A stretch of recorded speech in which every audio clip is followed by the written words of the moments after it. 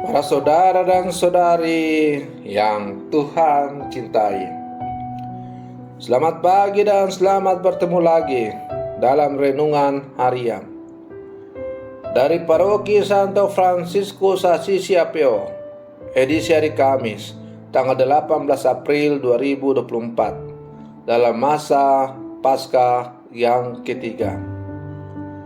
Mengawali hari yang baru ini, kita hendak mendengar dan merenungkan sabda Tuhan.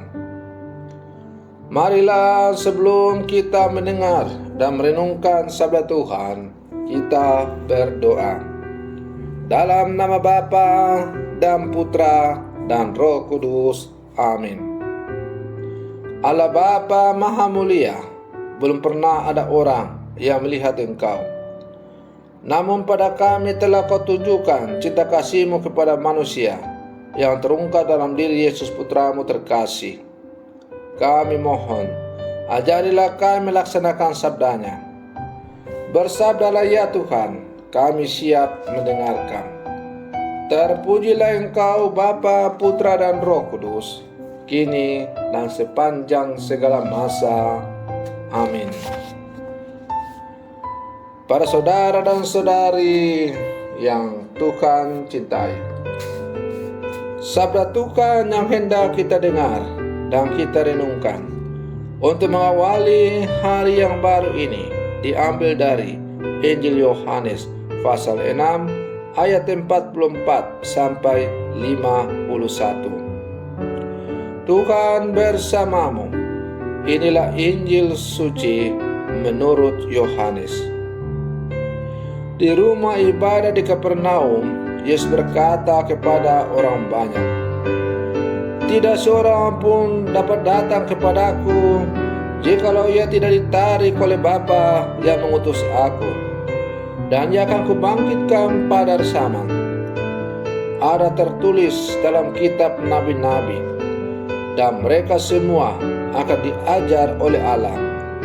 Dan setiap orang yang telah mendengar dan menerima pengajaran dari Bapa datang kepadaku. Hal itu tidak berarti bahwa ada orang yang telah melihat Bapa. Hanya dia yang datang dari Allah, dialah yang telah melihat Bapa. Aku berkata kepadamu, sesungguhnya barang siapa percaya, ia mempunyai hidup yang kekal. Akulah roti hidup. Nenek moyangmu telah makan mana di padang gurun, dan mereka telah mati. Inilah roti yang telah turun dari surga. Barang siapa makan daripadanya, ia tidak akan mati. Akulah roti hidup yang telah turun dari surga. Jikalau seorang makan roti ini, ia akan hidup selama-lamanya. Dan roti yang kuberikan itu ialah dagingku yang akan kuberikan untuk hidup dunia. Demikianlah sabda Tuhan.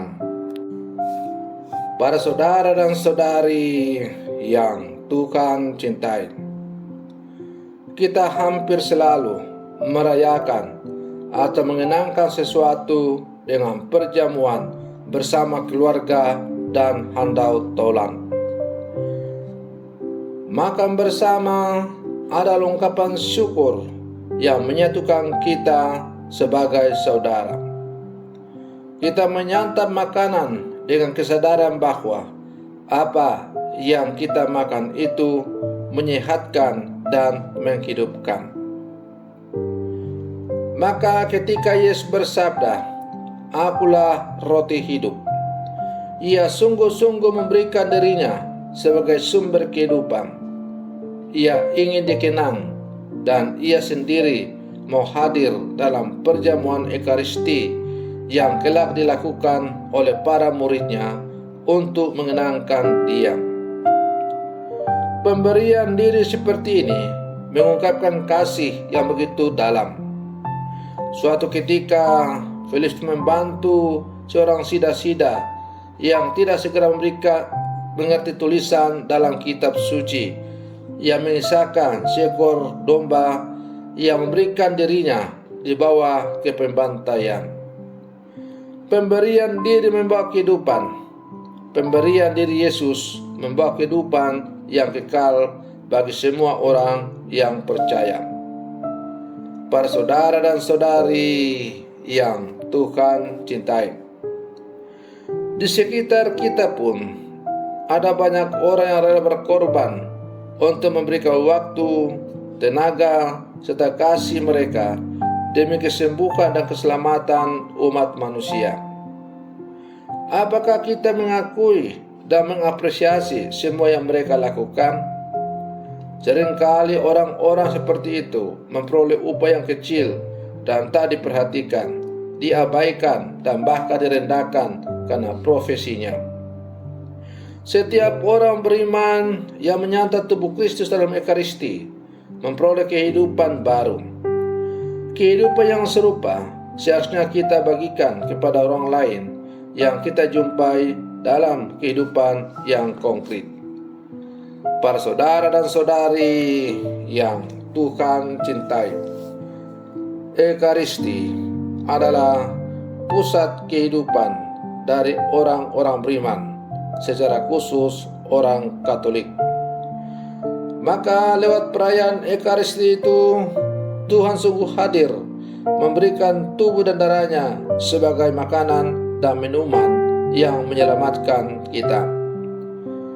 Dengan menyantap tubuh dan darah Kristus, berarti kita menjadikan hidup Yesus menjadi bagian dari hidup kita.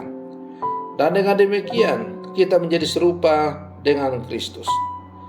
Karena kita telah menjadi serupa dengan Kristus, maka tentu amat diharapkan bahwa seluruh kehidupan kita, seluruh keberadaan kita haruslah mencerminkan kehidupan dan keberadaan dari Yesus itu, yang selalu hadir untuk memberikan kehidupan kepada umat manusia.